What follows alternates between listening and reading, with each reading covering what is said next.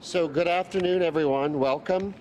Welcome to Governor Newsom, Mayor Garcetti, Secretary Ghali, and of course, welcome to all of you. Today is a historic day in the fight against COVID-19. After 10 months of a defensive battle against this deadly virus, today we're taking the first step to protect people proactively. We at Kaiser Permanente are proud to have been a part of the vaccine studies and to now be at the forefront of the national vaccine distribution effort. This is a race against time because as we stand here, the virus is once again spreading rapidly across California and across our nation. At midnight last night, across Kaiser Permanente hospitals in the state, there were 2,174 COVID patients, and the numbers are growing daily. I want to thank the many nurses, doctors, other healthcare workers at Kaiser Permanente who are on the front line every day caring for these very sick patients. I'm glad today that we are beginning to vaccinate these brave healthcare workers who are most impacted by the surge that's occurring in our communities. And we know that while we're vaccinating today, that we do not have enough vaccine available, or is it available quickly enough to protect everyone from the surge that's underway. So I urge you, we urge everyone to continue to take the critical precautions to stop the spread of the virus over the next several months. Stay socially distanced from others, wear a mask, wash your hands, avoid gatherings. I also want to take a moment just to thank our governor for his partnership with California healthcare providers, for all that he has done to help lead the fight against the virus, and also for helping to make today possible. So with that, I'd like to call to the podium Supervisor Solis.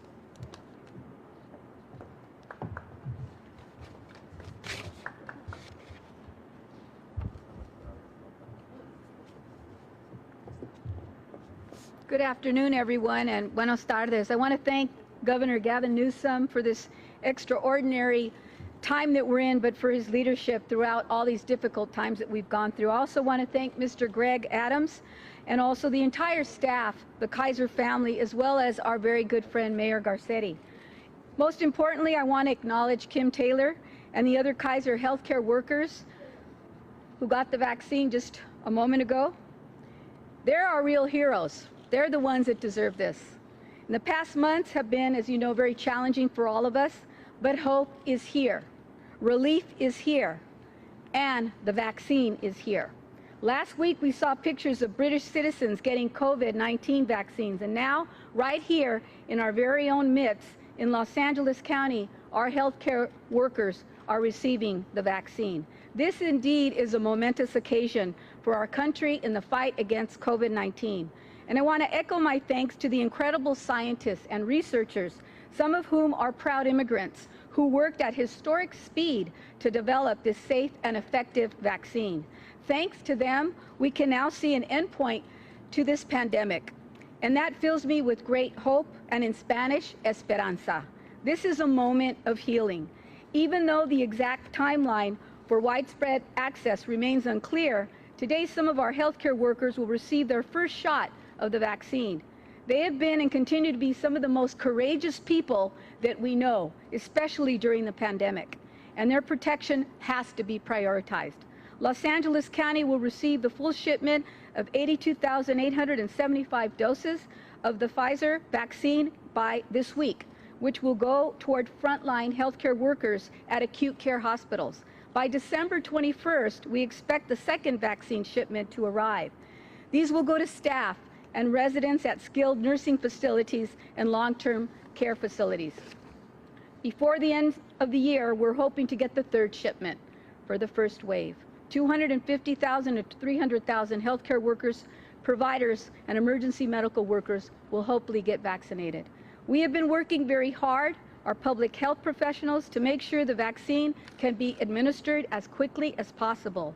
And in the new year, we will start vaccinating more broadly with a continued focus on equity, using that equity lens. Los Angeles County will ensure that vaccines are eventually available in every neighborhood and to all people in Los Angeles, regardless of race, insurance status, or ability to pay. And I'm committed to making sure that everyone who wants a vaccine will have access to one. Equity and transparency are our through lines. The goal for everyone right now is to continue keeping ourselves and our loved ones safe until widespread access becomes available. Once again, we must hunker down. But the difference now is that we can see an end point. The pandemic will not last forever. The off-ramp is in plain view. If we make sacrifices now, we will soon be able to see our loved ones in person, attend schools and churches, visit restaurants and eateries, and re-enter our new society. We must fight to get through the darkness, but there's a very bright light at the end of the tunnel, and we're heading toward that today. As the governor says and will say, let's continue to meet the moment. California has done so in many, many instances. Thank you, and with that, I'd like to introduce the mayor of Los Angeles, Eric Garcetti.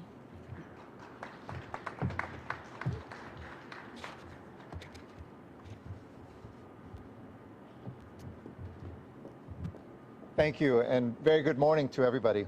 Muy buenos días a todos.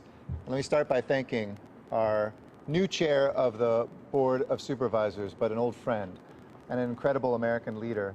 Supervisor Solis has been a trailblazer. She has been an extraordinary voice for following public health during this, and I just want to thank her from the bottom of my heart on behalf of one of your 10 million constituents here in the county.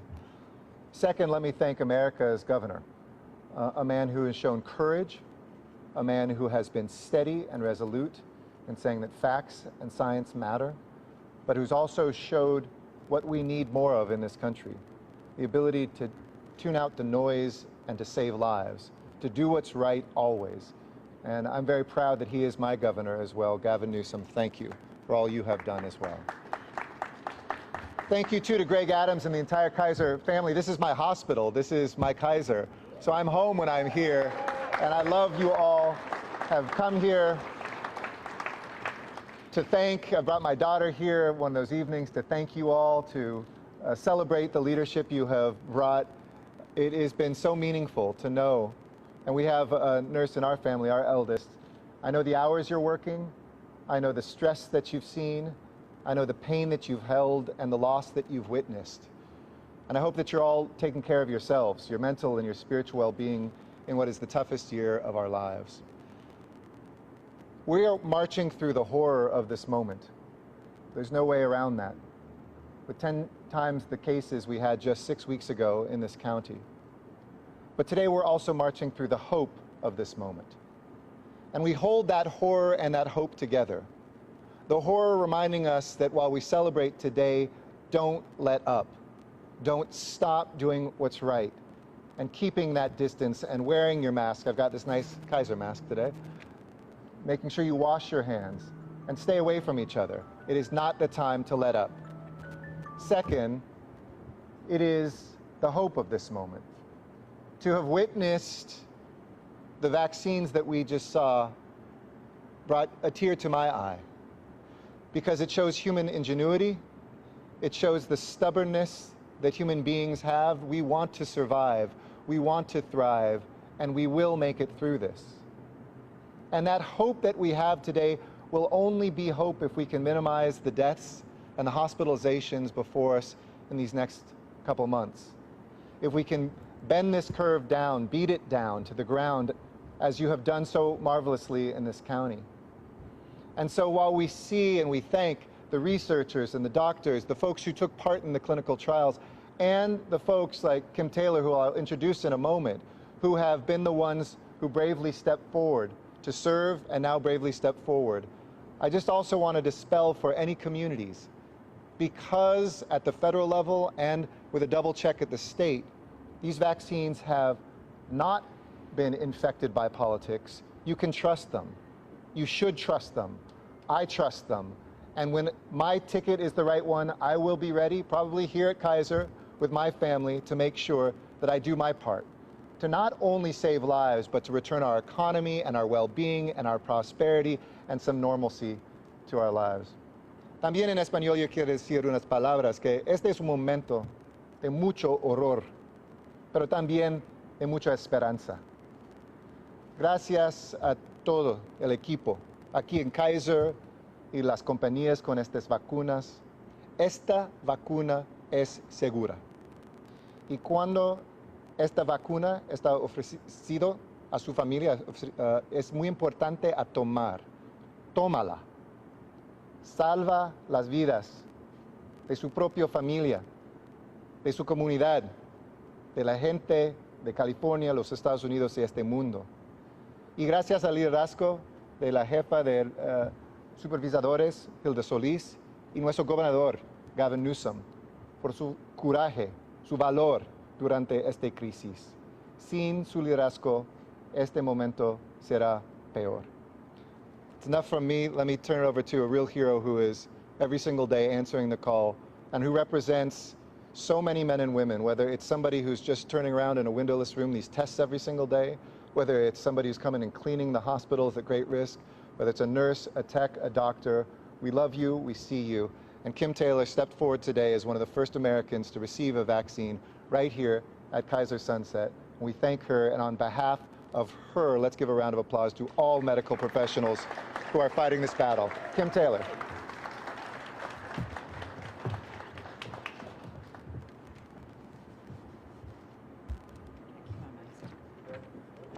Hey everybody, I'm Kim Taylor. I'm an emergency room nurse here at Kaiser Permanente, Los Angeles. I'm excited to be with you guys today. I'm even more excited to be a part of California's history as one of the first recipients of the COVID-19 vaccine made by Pfizer in the state. We frontline workers have been working around the clock over the past 9 months, sacrificing so much of what we do and love to take care of our patients. We've been doing this while trying to take care of our own families and keep them safe. What I want you guys to know is that help is on the way. Today's just the first step.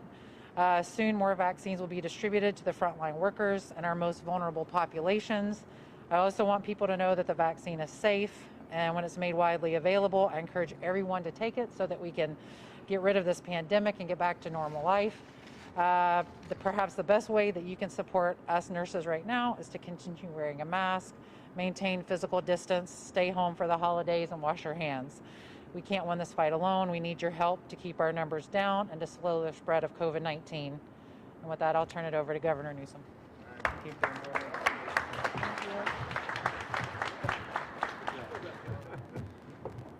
She's saved us time, not just saving lives every day. Thank you, Kim, and all of you for the privilege of this opportunity to be here today. Greg, thank you for bringing all of us together and making the vaccine available to those desperate need here in Southern California. Today, 4 different locations in the state received vaccines. This was one of the critical sites. Over 17,000 vaccines are down in that ultra-cold refrigerator just downstairs here in the basement. In Southern California and down in San Diego, we had vaccines delivered, and of course up in Northern California at San Francisco General Hospital and St. Joseph Hospital, all the way up in Eureka. That's 4 sites today. Tomorrow, 24 additional sites will receive the vaccine, an additional 5 sites on Wednesday. You'll get a sense of the cadence as these vaccine numbers grow, as more and more vaccines are delivered. 33,150 doses were received today here in the state of California, part of the commitment from Pfizer to provide the state of California 327,600 doses. We are hopeful and enthusiastic about the prospect of Moderna following up after Pfizer with an additional 672,600 doses, potentially within a week or so. We are working for planning purposes so people get a sense of what the state is working, again, from a planning perspective, looking at anywhere from 2.1 to 2.16 million doses by the end of the calendar year. Now, I want to put that in perspective. We have roughly 2.5 million, 2.4 million healthcare workers. Today, we had 5 of our healthcare workers at least get the first shot of immunization, the first dose. In 21 days, they will be getting a subsequent dose. Let's put this moment in perspective. It is a day where we can lay claim to the fresh air of progress versus that stale air of normalcy. But nonetheless, as was stated, we have to be sober and mindful about the moment we are in, which is challenging and trying. Today, we received as many doses in the entire state of California as there were new cases in the state of California. Over 33,000 new cases recorded today, averaging 31,000 new cases in this state in the last 7 days. 159 people on average have lost their lives every single day in this state in the last week. We've seen a positivity rate in this state go from 3.5% 6 weeks ago to over 10.6% today, close to tripling just in 6 weeks. It is foundational at this moment of optimism and hope that we're also mindful of this moment in the context of our individual effort to do what we can to advance the non-pharmaceutical interventions that have been so impactful in this fight against the pandemic. It is so important that we continue to be vigilant, that we socially distance, physically distance, that we maintain our vigilance as it relates to wearing face coverings, wearing masks, and do everything in our power to mitigate not just the spread and the transmission of this virus, but to mitigate the impact in emergency departments and ICUs all across this state. You may have seen over this weekend, one part of our state, San Joaquin County, ran out of ICU beds. They are officially in surge capacity. We are very close within the next week or so, anticipating that to be replicated in other parts of this state. We are in the midst of the worst moment of this pandemic. So today is hopeful, and it's reason to be optimistic, but let's be mindful of where we really are in terms of this pandemic. And forgive me for saying that, but I am very, very cautious about the moment we're in. Very, very mindful about the pressure Kim and her colleagues are under, not just today, but what they'll be under in a week or two. And so this is an extraordinary day because we now are protecting those that have been protecting us. We are providing support finally for people like Kim. And Kim made the point, not only for herself, but allowing her to go home and not worry about her family like she was worried about before, not worrying about the stress and pressure she's placing on her loved ones each and every day. And so this is a big day in that respect, and it's a day to celebrate. But again, it's a day to be mindful about the challenge we face. I want to just briefly say a quick couple things on the issue of safety and efficacy. California was one of the first states to create a safety advisory committee. We had 11 members, world-class members. They reviewed phase 1, phase 2 trials. They reviewed all the information concurrently with what was going on FDA and elsewhere, and they signed off on the safety and veracity of this vaccine unanimously. 3 members of our statewide scientific advisory group are also advising the CDC and the FDA and part of the national groups. We were joined by the governors of Nevada, Washington State, and Oregon in that safety review. They have independently reviewed the veracity of all the claims and unanimously have signed off on the efficacy and safety of this vaccine. We followed that up with a guidelines task force that's looking at equity. Supervisor Solis talks in terms of equity. We don't want to just talk about terms of equity, nor does she. We want to deliver on that substantively.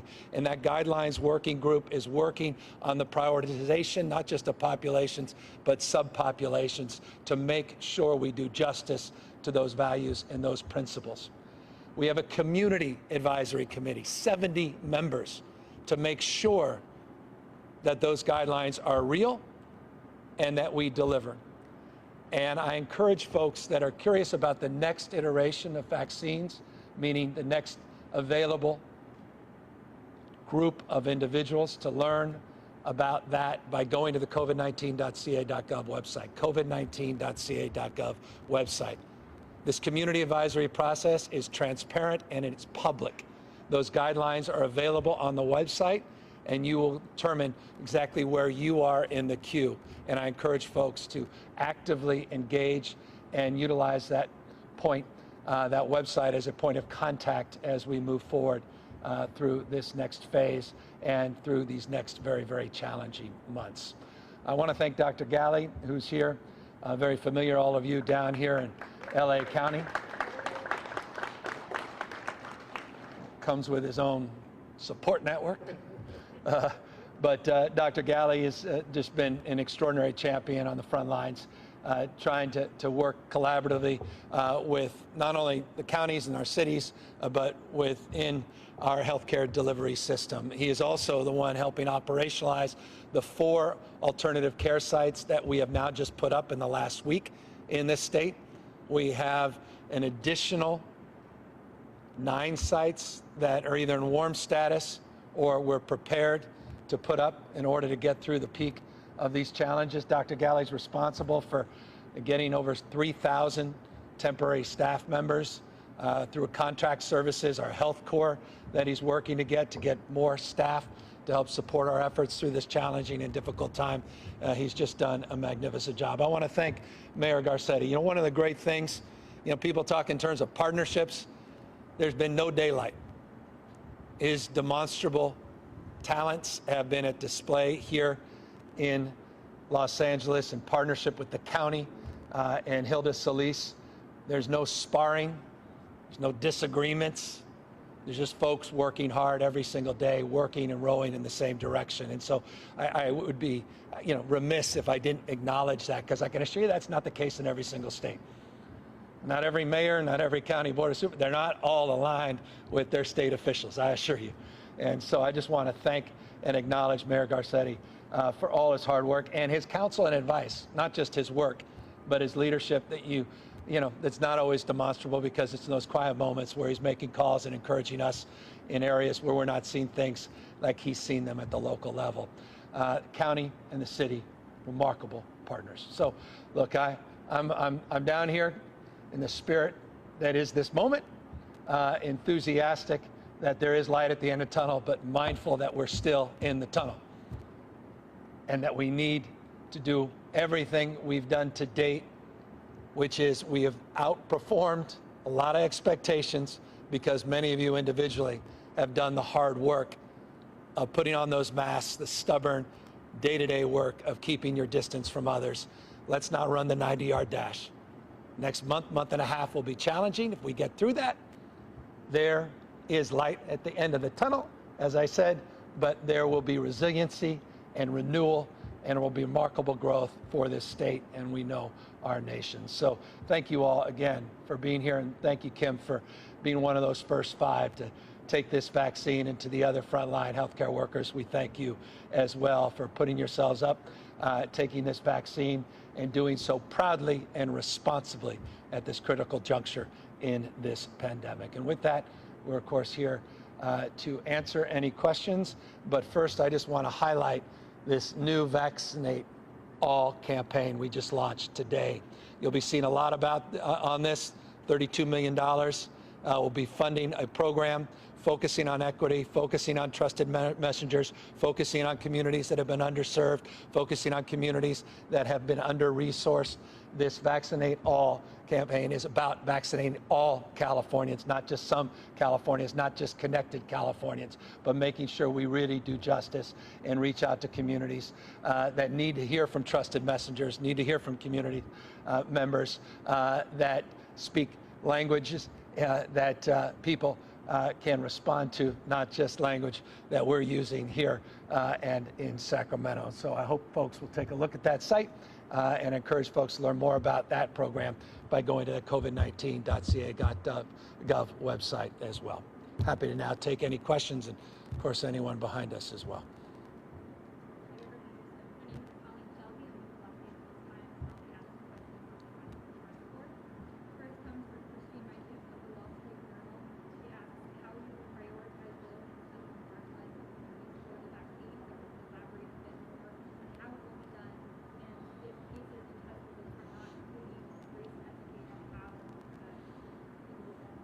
So encourage you to go to the covid19.ca.gov website. You'll see the details. You'll see the plan that we put up. What we have on that site is Plan 1A, which is the distribution of the first 327,000 doses of vaccine. We're working on Plan 1B. Plan 1A has 3 tiers, subpopulations that in detail answer the question being posed. The Guidelines Working Group is working on Plan 1B with a focus on equity, with a focus on the challenging issues around distribution, particularly for the ultra-low cold storage issues related to Pfizer and the distinctions in the Moderna vaccine and its distribution. Those groups have been meeting since October 19th, when we conceived of the Scientific Safety Review Committee and put these subsequent committees together. So very comprehensive process, very independent protocols, very transparent as well. Information on that first phase on the website, and the subsequent phase will be made available right after our Community Advisory Committee signs off. Next question from Claudia Casciuto of KNX Radio. Will the state plan to amend its coronavirus reopening system as vaccines become more widely available? Yeah, we are iterative. We're not ideological, but for the moment, the baseline concerns remain that we're seeing substantial increase in community spread. We're seeing significant increases in total number of positive cases, and more importantly, perhaps the positivity rate spiking all across the state of California and every part of this state. For the time being, the new protocols we just put out, the regional stay-at-home advisories we put out, new protocols on enforcement from Cal OSHA and others will be effective. And as we move forward over the course of the next few weeks and months, we'll adapt based upon how this virus is adapting, based upon the data and the facts on the ground. Jennifer Watts from ABC Next News asks, where do teachers fall in line for receiving the vaccine? We've seen other states say teachers will be a priority. What is California's plan to get to? Teachers are a priority. Teachers are being discussed in our Plan 1B. I encourage folks that want to learn more. Their next public meeting is in a few days. We'll be discussing our food supply system. That goes to farm workers. That goes to the frontline workers out there at the grocery stores. It goes to the critical and essential nature of our public educators across the spectrum, paraprofessionals, not just teachers themselves, and other essential workers. So that's part of Plan 1B, and that's our Guidelines Working Group working on that with our community advisors, and that information should be made public formally, meaning we'll sign off on the recommendations of those 2 bodies in the next few weeks, but those deliberations are public and transparent, and I encourage people to learn more by going to that website.